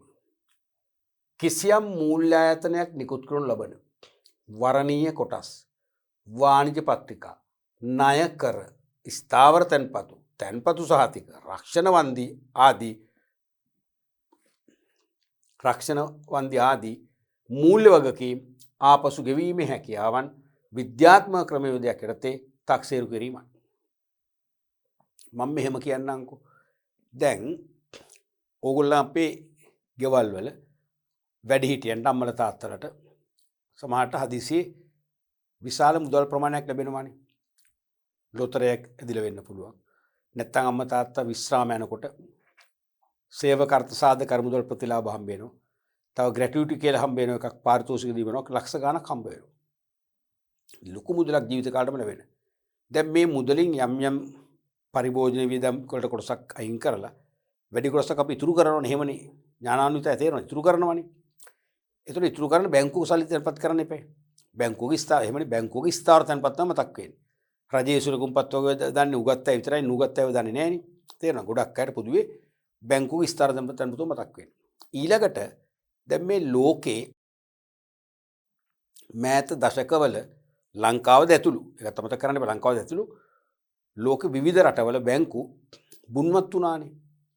හෝ අපි අසාති වෙන විදියට කළමනාකරන බැංකු බංකොලොත් කරනවා කෘතිමව. කරලා තැන්පත් කරුවන්ට වංචා කරනවා. තැන්පත් කර මුදල් ආපසු නොදී ඉන්නවා. එහෙම ට්‍රෙන්ඩ්ස් අපි දැක්කනේ. එවැනි පරිසරයක ඉන්න අපිට වැඩිහිටියන්ට මේ මුදල් දාන්න ඕනේ මොන බැංකුවේද කියලා ප්‍රශ්නයක් එනවා. ප්‍රශ්නාර්ථයක් එනවා. මොකද විශ්වාසය පිළිබඳ ප්‍රශ්නයක් එනවා. ඒ නිසා වඩා හොඳ බැංකුව මොකක්ද? විශ්වාස බැංකුව මොකක්ද? මොන බැංකුවේද අපි දාන්නේ? ඒ බැංකුවේ අපි සල්ලි කොච්චර ඔක්කොම දානවද? නැත්නම් භාගයක් දාලා භාගයක් තවත් බැංකුවක දානවා. ඔහොම ප්‍රශ්න එනවනේ. තේරෙනවද? මෙන්න මේ නිසා මොකද අපිට අවිශ්වාසයි. ඒ කියන්නේ අපිට සැකයි මේ බැංකුව බංකොලොත් වෙයිද? බංකොලොත් වෙයිද කියන එකෙන් කියවෙන්නේ මොකක්ද දරුවනේ? මොකද්ද කියවෙන්නේ? අපි දාපු සල්ලි ආපසු ගෙවන්න මූල්‍ය හැකියාව තියෙයිද? අපි තැන්පත් කරන සල්ලි කල්පිරුණම ආපසු ගෙවන්න මූල්‍ය හැකියාව මේ බැංකුවට තියෙයිද? ඕකට අපි කල්පනා කරන්නේ. ඉතින් අපි විවිධයත් එක්ක සාකච්ඡා කරනවා. ඉතින් නම් කරනවා. අපෝ X බැංකුව නම් දාන්න එපා. ෂුවර් නෑ. අපෝ ඒ බැංකුවේ වැඩක් නෑ. Y බැංකුවේ දැම්මම කවන්නේ වඩා හොඳ මේක තමයි Z බැංකුව. ඉතින් හේතුත් කියනවා. Z බැංකුවේ ඩිරෙක්ටර් බෝඩ් එකේ මෙන්න මේ වගේ නම් දැරු මූල්‍ය කල්පනාකරු ඉන්නේ. ඒකේ චෙයාමන් ලංකාවේ සුප්‍රසිද්ධ ව්‍යාපාරිකයෙක්, කෝටිපතියෙක්. කිසි ප්‍රශ්නයක් නැහැ සල්ලි තියෙනවා. කවදාකවත් අපේ සල්ලි නොලැබී යන්නේ. එහෙම කියනවනේ. සමහර අය කියනවා කෙලිම රාජ්‍ය බැංකුවක දාන්න. විශ්වාසයි. පෞද්ගලික බැංකුවල දාන්න මෙපා. මොකද මේ ණය කියන්නේ අපෙන් ලබා ගන්න තැන්පත් මුදල බැංකුවට ණයකා සමානයිනේ. ආපසු ගෙවීමේ හැකියාව බැංකුවට නැති වෙන්න පුළුවන්. එහෙම වුණොත් අපිට ලොකු ප්‍රශ්න ඇති වෙනවා. පැහැදිලිද? ඒ නිසා දැන් වර්ණීය කොටස් සාමාන්‍ය කොටස් කියන්නකෝ. වර්ණීය කොටස් සාමාන්‍ය කොටස් කියන්නේ ණයකා සමානයිනේ. කොටස් නිකුත් කරලා ප්‍රාග්ධන රැස් කරාම අපට ඒවා ආපසු ලැබෙන්න බෑ දරුවනේ. තේරුණාද? ඒ වගේම ණයකර විශේෂයෙන්ම ණයකර මහජනයාගෙන් ගන්න දිගු කල් ණය, වාංජිපත්‍රික කෙටි කල් ණය. ඒවත් එහෙමනේ. අපි ඒවා ආයෝජනය කරනගෙන අපි අතිරික්ත මුදල් ණය වශයෙන් සපයනවා. අපිට ලැබිය යුතුයි. කල්පිරනකොට අපට නොලැබීමේ අවදානම් නැතුව නොවෙන්නේ තියෙනවා. නොලැබුණොත් පාඩු. තේරෙනවද? අන්නේ අපේ ණය රැස් කරන ආයතනයේට ඒ ණය ආපසු ගෙවීමේ හැකියාව කතරම්ද කියලා අපිට මැනගන්න ක්‍රමයක් තියෙනවා. හරිම ෂෝ. තේරෙනවද? අපි අර වෙනද වගේ ලොකු විස්තර හොයනවා. දන්නාගෙන් අහනවා මොන බැංකුවද අර බැංකුව දාන්න එපා මේ හේතු විවිධ කියනවනේ. අනික ස්ථාවර තැන්පත්. අපි බැංකුවක මිලියන ගාණක් ස්ථාවර තැන්පත් ගිණුමක් විවෘත කළ දැම්මත් කල්පිරුණම හරි අපි ආපසු ඉල්ලන විට ගෙවීමේ හැකියාව තියෙන්න ඉපේ. ගෙවීමේ හැකියාව නැත්තම් මොකද වෙන්නේ? අපිට බොල්ලේ පාඩුවක් වෙනවා. අනික රක්ෂණ වන්දි. අපි යම් කිසි රක්ෂණ ආයතනයක් එක්ක රක්ෂණ කිවිසුමක් ඇති කරගන්නවා. අපේ ජීවිතෝ දේපල හානියක් වුණාම අපි වන්දි ඉල්ලනවා. වන්දි ගෙවා ගන්න සල්ලි නැත්තම් හරි ප්‍රශ්නයක්නේ. මම දැන් කියන එක තේරෙනවද? එහෙනම් අපි මොකද මේ කියන්නේ? වන්දි ගෙවීමේ හැකියාව තියෙනවා කියන්නේ අර මූල්‍ය වගකීම් දැරීමේ හැකියාව තියෙනවා. බැංකුවට ස්ථාවර තැන්පත් කල්පිරුනම සල්ලි පැකිලීමකින් තොරව ගෙවන්න පුළුවන් කියන්නේ මූල්‍ය වගකීම් දැරීමේ හැකියාව තියෙනවා. අන්න ඒ වගේ මේ මූල්‍ය ආයතන වලට මූල්‍ය වගකීම් දැරීමේ හැකියාව විද්‍යාත්මක ක්‍රමවේදයක් ඔස්සේ අගයලා ඒ මූල්‍ය වගකීම් දැරීමේ හැකියාවේ ස්වરૂපය මට්ටම ගනුදෙනු කරුවන්ට දැනුවත් කරන්න තේරුම් ගන්න සංකේත ප්‍රසිද්ධ කරනවා. ඒක බැංකුව ඉදිරිපිටම දාලා තියෙනවා. ඒගොල්ලන්ගේ ප්‍රචාර දැන්වීම වල දාලා තියෙනවා. බැංකුව ඒගොල්ලන්ගේ වෙබ්සයිට් එකේ දාලා තියෙනවා. තේරෙනවද? ඒතර ඒ අර ශ්‍රේණිගත කිරීම අංකය දැක්කම අපි දන්නවා මේ බැංකුව ෂුවර් බැංකුවක්. මේක টොප් ක්ලාස්. මේක ෆස්ට් ක්ලාස් බැංකුවක්. අපෝ මේ බැංකුව ෂුවර් නෑ. තර්ඩ් ක්ලාස් දාන්න මෙපා. අපි මේ බැංකුවත් ගනුදෙනු කරන්නේ නෑ. තීරණ ගන්න බ්‍රෝ. තැන් වල හොයන්න දෙයක් නෑ. වෙනද වගේ අපි දැන් ඥාතීන්ගෙන් මිතුරුන්ගෙන් අහන්න ඕනේ නෑ. දැන් වෙනද අපි ඥාතීන්ගෙන් මිතුරුන්ගෙන් අහනකොට අපිට කියන්නේ අපිට ස්විප් එකක් ඇදුනා. දැන් මොකද වෙන්නේ? හූල්ලනවනේ. හූස් කාලා හූල්ලනවනේ. අපේ ණය ඉල්ලනවා. ඒ ප්‍රශ්නත් දැන් නෑ. කාටවත් කියන්න ඕනේ නෑ. ඇයි? අපි බලනවා අපිට පුළුවන් කම්පියුටරෙන් බලන්න පුළුවන්, ස්මාර්ට්ෆෝන් එකෙන් බලන්න පුළුවන්. නැත්නම් බැංකුවෙන් ගිහලා අහන්න පුළුවන්. ඕගොල්ලෝ මොකද්ද රේටින් සිම්බල් එක. ඒගොල්ලෝ දෙන්න ඕන අපිට. අනික බැංකුවේ ගහලම තියෙන සිම්බල් එක. තේරුණාද? අපිට කාටවත් නොකිය හොඳම මූල්‍ය ආයතන තෝරගන්න. හොඳම කියන්නේ විශ්වාසවන්ත මූල්‍ය ආයතනය. ඒ කියන්නේ ආපසු ගෙවීමේ හැකියාව තියෙන. අනේ ආපසු ගෙවීමේ හැකියාව ගණිතමය අනුකූලව විද්‍යානුකූලව ගණන් බලලා සංකේතමය ශ්‍රේණි කරලා සංකේත ලබා දෙනවා. ඒ සංකේතයෙන් විද්‍යාමාන කරනවා මේ බැංකුව මොනතරම් මූල්‍ය වගකීම් දැරීමේ හැකියාවක් ඇති මූල්‍ය ඇති නැද්ද කියන එක. තේරුණාද? ඒකයි මේ කිව්වේ වර්ණීය කොටස්, වාණිජ පත්‍රිකා, ණයකර, ස්ථාවර තැන්පත්, තැන්පතු සාතික, රක්ෂණ වන්දි ආදී මූල්‍ය වගකීම්. අන්න මූල්‍ය වගකීම් ආපසු ගෙවීමේ හැකියාවන් විද්‍යාත්මක ක්‍රමවේදයක් යටතේ තක්සේරු කිරීමයි. තක්සේරු කරලා සංකේත ප්‍රසිද්ධ කරන වැඩපිළිවෙල. පැහැදිලිද? එතකොට මේක තියෙන්නේ මේ කාර්ය ලොව මුලින්ම ආරම්භ කරන ලද්දේ 1909 දුම්රිය මාර්ග ඉදිකිරීමේ ආශ්‍රිත ණය ගැනීම් ආයතන සඳහා ජෝන් මූඩි විසින්. ඒ කියන්නේ දුම්රිය මාර්ග ඉදිකිරීමේ ආශ්‍රිත ණය ගැනීම් සිදු කර ව්‍යාපාර සම්බන්ධයෙන් තමයි මූලිකවම මේ ජෝන් මූඩි මෙන්න මේ ක්‍රමේ අත්දැක බැලුවේ. තේරුණාද? ඒ සඳහා Moody's Investors Services නම් ආයතනයක් පිහිටුවේ. දැනට ලංකාවේ මෙම කටයුත්ත සිදු කරන ආයතන කීපයක් පවතින අතර ඒ ආයතන විසින් ABCD අක්ෂර භාවිතා කරමින් ද ශ්‍රී ලංකාවේ අර්ථය දීමට SL අක්ෂරයේද යොදා ගනී. තේරුණාද? දැන්ට ලංකාවේ අපිටම අයිති දේශීය ආයතන නැහැ. විදේශ ශ්‍රේණිගත කිරීමේ ආයතනවල නියෝජිත ආයතන වශයෙන් ලංකාවේ තියෙනවා. ඒව තමයි මූලික ආයතන හතරක් තියෙන එකක් තමයි Fitch Rating ලංකා ලිමිටඩ්. ලංකාව මුලින්ම ආරම්භ කළ පරණම ණය ශ්‍රේණිගත කරන ආයතනය තමයි Fitch Rating ලංකා සමාගම. හරිද? දෙවෙනි එක තමයි Standard and Poor's ආයතනය. Standard and Poor's ආයතනය දෙවෙනි එක. තුන්වෙනි එක තමයි Moody's Investors Services එක. හතරවෙනි එක තමයි RAM Rating ලංකා ලිමිටඩ්. මෙන්න මේ ආයතනෙන් තමයි දැන් ණය ශ්‍රේණිගත කිරීම කරන්නේ. එතකොට මේක තවදුරටත් අපි කිව්වොත්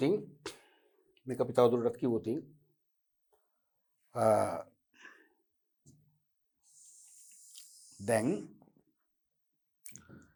ණය ශ්‍රේණිගත කිරීම විද්‍යාත්මක කරනවා. මේගොල්ලන්ගේ යම්කිසි විද්‍යාත්මක ගණිතමය ක්‍රමවේදයක් තියෙනවා. ක්‍රමවේදයට බැංකුවල මූල්‍ය වාර්තා වලින් ගන්න තොරතුරු දාලා තියෙන. ඒ කියන්නේ ප්‍රෝග්‍රෑම් එක තියෙනවා දරුවනේ. මේ ණය ශ්‍රේණිගත ණය වගකීම් දැරීමේ හැකියාව ඇගීමට ලක් කරන පරිගණක වැඩසටහන් තියෙන මෘදුකාංගයක් හදලා තියෙනවා. ඒ මෘදුකාංගයට බැංකුවේ මූල්‍ය තොරතුරු දුන්නම ඉතාම කෙටි කාලයකින් අන්න මේ මූල්‍ය ආයතනේ මූල්‍ය වගකීම් දැරීමේ හැකියාව අතින් මොන මට්ටමේ දෙන්නේ කියලා ඩක් ගාලා අපට ප්‍රතිඵලය දෙනවා. දුන්නම ඒ ප්‍රතිඵලය අනුව ඒ පිළිබඳ සරහන් තබනවා. දැන් නිදසුනක් වශයෙන් සමහර ඔය ණය ශ්‍රේණිගත කිරීමේ ආයතන මේ වගේ දානවා.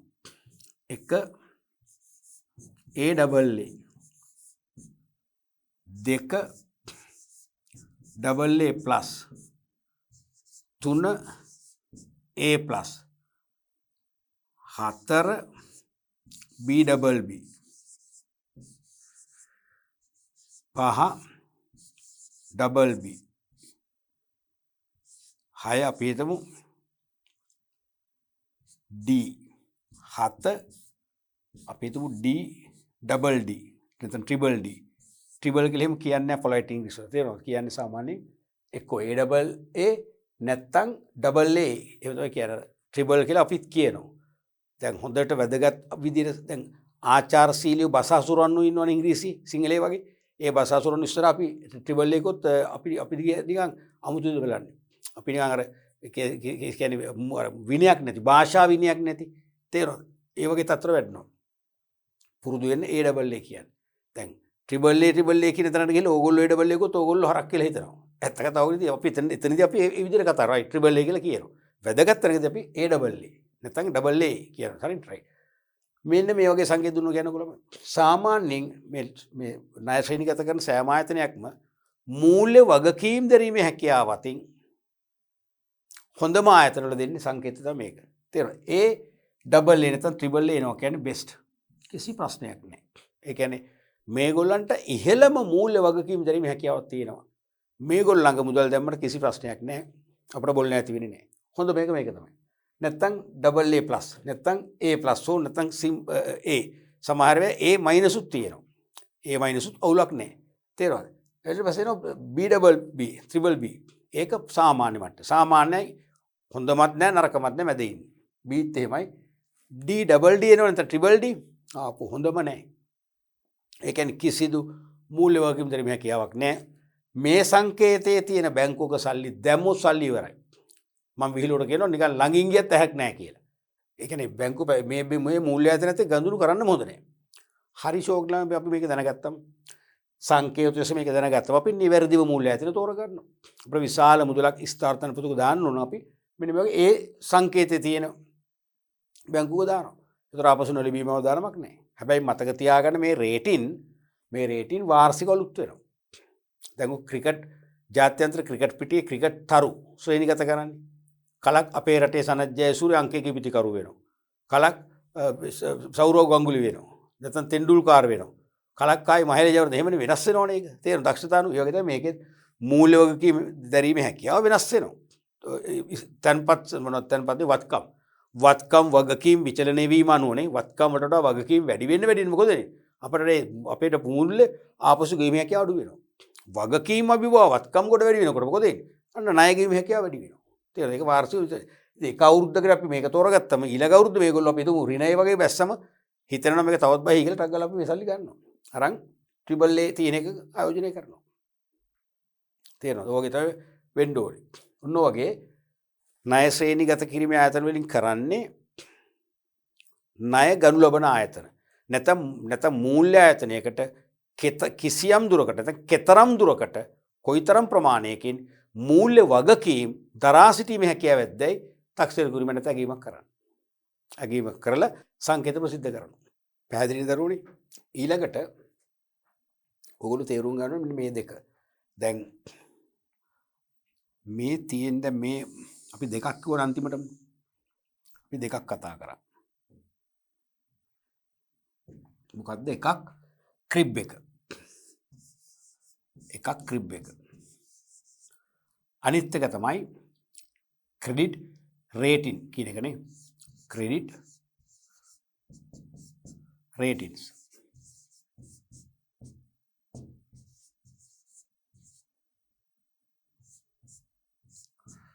හොඳට මතක තියාගන්න මේක හරි වැදගත්.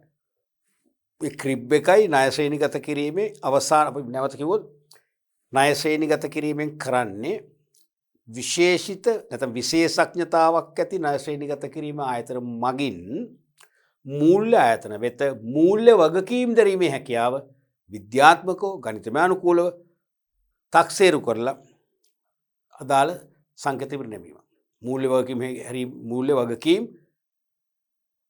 වගකීම් දැරීමේ හැකියාව කෙතරම්ද කියලා පිළිබිඹු කරන මොනවද සංකේත ප්‍රදානය කිරීමත් තමයි මේකෙන් කරන්නේ. එතකොට ක්‍රිබ් එක නිසා ශ්‍රී ලංකා ණයතොරතුරු කාර්යාංශයේ ක්‍රියාකාරීත්වය නිසා ආරක්ෂා වෙන්නේ කවුද කියලා දැන් තේරුම් අරන් දින්නේ ඔයගොල්ලෝ. මං අහන්නේ මූල්‍ය ආයතනද ගනුදෙනු කරුවොත්. ක්‍රිබ් එක ශ්‍රී ලංකා ණයතොරතුරු කාර්යාංශය නිසා ආරක්ෂා වෙන්නේ වාසි සැලසෙන්නේ ගනුදෙනු කරුවන්ටද බැංකුවලට? කාටද? බැංකුවලට ළම. මේක බැංකුවට තේරුම් ගන්න. මේක බැංකුවලට. ඇයි එහෙම කියන්නේ අපි බැංකුවට කියලා?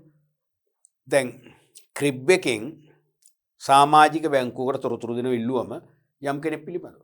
ඒ කෙනා දැන්ටමත් ණය අරගෙන තාම ගෙවමින් ඉන්නේ. ඒ නිසා අලුත් බැංකුව මේ එයාට ණය කිලුට දෙන්නේ නැහැ. දුන්නොත් මොකද වෙන්නේ? බොල් නැහැ වෙනවනේ. දැන් බොල් නැහැ වෙන්නේ. ඒ ක්‍රිබ් එක කියනවනේ. දෙන්න එපා කියන්නේ නැහැ ක්‍රිබ් එක. ක්‍රිබ් එක මෙන්න මෙයා දැන්ට මෙයාගේ ණය විස්තර. මෙයා තම ණය ගැතියෙක්. මෙයාට තව ණය දරන්න බෑ. දෙන්නේ. එහෙනම් බැංකුව ආරක්ෂා වෙනවා. නැත්නම් ගෙවන්න බැරි යට දීලා බොල් නැහැ පාඩුවක් වුණා බැංකුව බංකොලොත් වෙනවා. එහෙනම් බැංකුවේ මේ ආරක්ෂා වෙන්නේ. ක්‍රිබ් එක නිසා. පැහැදිලිද? ක්‍රෙඩිට් රේටින්ස් ක්‍රමය. ණය ශ්‍රේණිගත කිරීමේ ආයතන හරහා ණය ශ්‍රේණිගත කිරීමේ ක්‍රියාවලිය නිසා ආරක්ෂා වෙන්නේ කවුද? අපි. ගනුදෙනු කරුවෝ. අන්න වෙනස. ඔන්න වෙනස දෙපැත්තක්. ගනුදෙනු කරුවන්. නැත්නම් කවුද? තැන්පත් කරුවන්. ඒත් හරි. තැන්පත් කරුවන්. අපි තමයි ආරක්ෂා වෙන්නේ. ඇයි? ණය ශ්‍රේණිගත කිරීමේ ආයතනයක් මගින් අපි හිතමු A නැත්නම් ත්‍රිබල් A නැත්නම් double A single A minus A ඒ වගේ සංකේත දීලා තියෙනවා. අපිට දන්නවා මේක විශ්වාසනීය මූල්‍ය ආයතනයක්. ඒ කියන්නේ මේවැ සල්ලි කොච්චර අපි තැන්පත් කරත් ප්‍රශ්නයක් නැහැ. අපසු ලබාගෙන මේ හැකියාව තියෙනවා කියලා අපිට දැනෙනවා. එහෙනම් අපිනේ ආරක්ෂා වෙන්නේ. අපි DDD නැත්නම් ට්‍රිපල් D දැක්කොත් එහෙම පැත්ත බලාත යන්නේ. දැම්මොත් අපට සල්ලි හම්බෙන්නේ. මූල්‍ය වගකීම් දැරීම හැකියාව නැහැ. අපි ආරක්ෂා එන කවුද? තේරෙනවද? දෙකක් එහෙනම්. ක්‍රිබ් එකෙන් බැංකු ආරක්ෂා කර බැංකු මුන්වත් වීමේ අවදානමෙන් ආරක්ෂා කරනවා. ණය ශ්‍රේණිගත කිරීම මගින් බැංකුවලට මූල්‍ය වගකීම් දැරිය හැකියාව බැංකුවල මූල්‍ය වගකීම් දැරිය හැකියාව 탁සේරු කරලා ප්‍රසිද්ධ කරන නිසා හොඳම කියන්නේ විශ්වාසනීය ලෙස ආයෝජනය කරන්න පුළුවන් බැංකු ආයතන තෝරගෙන ගනුදෙනුකරුවන්ට අනිවාර්ය වාසියක් ඇති කරගන්න පුළුවන්. ගනුදෙනුකරුවන්ට මූල්‍ය අවදානම හරිනේ මේගොල්ලන්ගේ මූල්‍ය අවදානම මේගොල්ලන්ගේ මූල්‍ය අවදානම හඳුනා ගන්න පුළුවන්. අවදානම් වැඩනම් ඒ බැංකුව තෝරගන්නේ. අවදානම් වඩනවා ඒ බැංකුව තෝරගන්න. ඔන්න ඔකලුයි තියෙන්න ඕනේ. පැහැදිලිනේ? රයිට්. අපි ඊළඟට යමු. ණය ශ්‍රේණිගත කිරීමෙන් ගනුදෙනුකරු ලැබෙන වාසි. දැන් මේ ණය ශ්‍රේණිගත කරලා සංකේත දෙනවනේ. හොඳ මේවට දෙනවා A සංකේත, මධ්‍යම මේවට දෙනවා B සංකේත. ණය වගකීම් දරන්න බැරි මේ දුර්වල මූල්‍ය ආයතන දෙනවා D සංකේත. හරි ලේසියි දැන් තෝරගන්න. තේරුණාද? අපිට වෙබ්සයිට් එකට ගියා බැලුවා මොකද්ද සිම්බල් එක නැත්නම් බැංකුවෙන් ඇහුවා. වෙබ්සයිට් එක දන්නේ නැත්නම් බැංකුවෙන් ඇහුවා. අනික බැංකුව ප්‍රසිද්ධ කරන විතර පත්‍රය දානවා. ප්‍රචාර දැන්වීම් වල තියෙනවා කියලා තේරෙනවද? මොකද්ද වාසි? වාසි තමයි ආයෝජන අවදානමකින් තොරව අපට අපේ අතිරික්ත මුදල ආයෝජනය කරන්න පුළුවන්. දැන් අපට අතිරික්ත මුදලක් ලැබුණම මොන බැංකුවෙන්ද දාන්නේ? මොන බැංකුවද ආරක්ෂිත කියලා අපිට ප්‍රශ්න එනවනේ. ඒකනේ ගොඩක් දන්නේ නැති එක සාකච්ඡා කරන්නේ. එහෙනම් අපි දැන් මේකෙන් දන්න හොඳම බැංකුව මොකක්ද? එන අපට අවදානමක් නැහැ. එහෙනම් ප්‍රධානම වාසිය මොකද්ද? ආයෝජන අවදානමකින් තොරව ආයෝජනය කරන්න පුළුවන් වෙයි. පළවෙනි එකෙන් ඕනේ එතකොට ආයෝජන අවදානමකින් තොරව. ආයෝජන අවදානමකින් තොරව.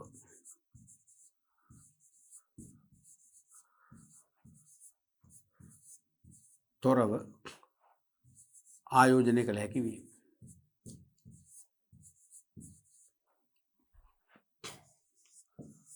ආයෝජනය කළ හැකි වීම.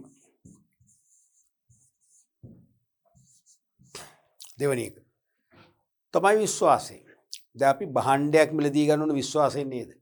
විශ්වාසයෙන් ගත්තොත් අපිට ඒකෙන් තෘප්තියක් ලැබෙන්නේ. පරිභෝජනය කළා. දැන් ඔබ කිසියම් උපකාරක පන්තියක් තෝරගන්නකොට ගුරුවරයා විශ්වාස වෙන්න ඕනේ නේද? මෙයාට උගන්වන්න පුළුවන්ද? මෙයාගේ ඉගෙන ගන්න වැඩක් වෙයිද? මට විභාගේ පාස් වෙන්න පුළුවන් වේද? ෆේල් වෙයිද? එහෙම බෑනේ. ඉගෙන ගන්න බෑනේ. විශ්වාසය තියෙන්න එපා. ඕනම ඒ නිසා අපි සල්ලි බැංකුවක තැන්පත් කළා වුණත් කිසියම් මූල්‍ය ආයතනයක ණය කර මිලදී ගන්න ගියා වුණත් අපිට විශ්වාසයක් තියෙන්න ඕනේ මේකෙන් අපිට මූල්‍යමය හානියක් වෙන්නේ නැහැ කියලා. එහෙනම් විශ්වාසයෙන් අපිට පුළුවන් ආයෝජනය කරන්න. ඊට දෙවෙනි එක තමයි විශ්වාසයෙන් ආයෝජනය කළ හැකි වීම. විශ්වාසයෙන් ආයෝජනය කළ හැකි වීම.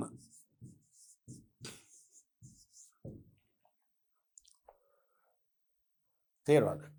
තුන්වෙනි එක තමයි දැන් මේ මූල්‍ය අවදානම් අඩුම මූල්‍ය ආයතන හොඳ ඒවා කියන්නේ ත්‍රිබල් ඒ වගේ ඒවා.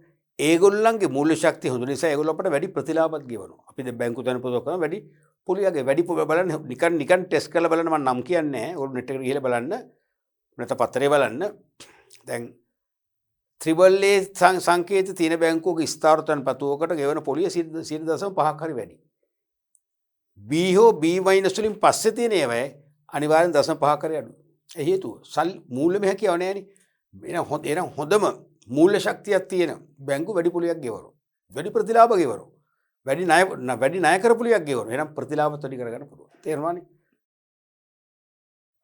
මෙහෙම ලියන තුන්වෙනි එක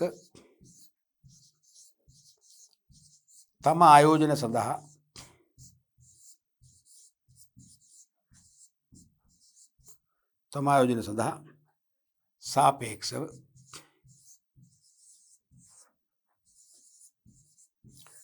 ඉහළ ප්‍රතිලාභ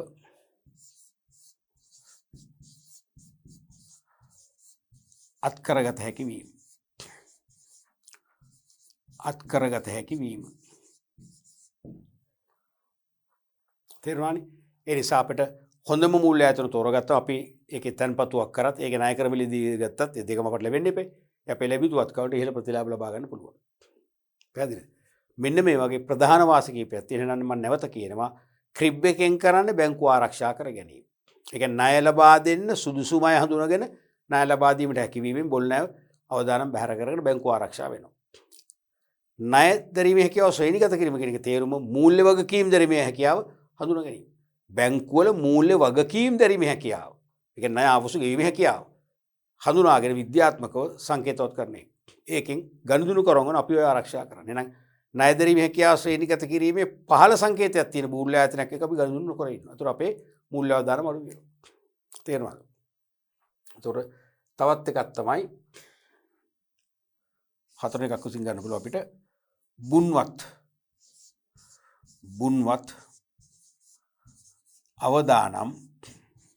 බුන්වත් අවදානම් බැහැර කරගන්න පුළුවන්. බැහැර කරගත හැක. ඔච්චරයි. ඔන්න වගේ වාසි කීපයක් තියෙන නිසා ක්‍රිබ් එකයි මේ ණය ශ්‍රේණිගත කිරීමේ ආයතනයේ දෙකම අතිශය වැදගත් දෙපක්ෂයට. ක්‍රිබ් එක බැංකුවට මේක අපිට. පැහැදිලිනේ? උදාහරණයක් අපි මේ පරිච්ඡේදය තුලින් වාණිජ්‍ය බැංකුවල සේවා කතා කළ අවසානයේ තව බැංකුවලටම සම්බන්ධ අවසන් සංකල්ප දෙකක් වැදගත්ම සංකල්ප දෙකක් කතා කරා. ඒ ණය තොරතුරු කාර්යාංශය සහ ණය ශ්‍රේණිගත කිරීමේ ආයතන සහ ණය ශ්‍රේණිගත කිරීම කියන්නේ මොකක්ද කියන එක. හරිද? ඒ දෙක හොඳට තේරුම් ගන්න. මොකද ඒව විභාගයට අහනවා. එකම එක සැර විභාගයට මම විභාග ප්‍රශ්න කරලා තේරි විභාග ප්‍රශ්නට අහලා තිබුණා ඔය ණය ශ්‍රේණිගත කිරීම සංකේතයක් දෙලා මේක අදහස් කරන්නේ මොකක්ද කියලා. හරිද? වැදගත්ම දෙකක් ඒ කරේ. හොඳයි අපි ඊළඟට ඉදිරි පරිච්ඡේදවලදී මේ බැංකු හා මූල්‍ය ආයතන කියන හත්වන පාඩම් ඒකකයට අදාළ විභාග ප්‍රශ්න සහ ආදර්ශ ප්‍රශ්න කිහිපයක් සාකච්ඡා කරමින් ඔබ මේ ඉගෙනගත්ත දැනුම නුදුරු අනාගතයේදී එන විභාග ප්‍රශ්න වලට ඊටාම විශ්වාසනීය ලෙස සුමට ලෙස ඔබට පිළිතුරු ගොනු කරන්න අවශ්‍ය ශක්තිය ලබා දෙන්න අපි බලාපොරොත්තු වෙනවා මේ ප්‍රශ්න සාකච්ඡා කිරීම තුලින්.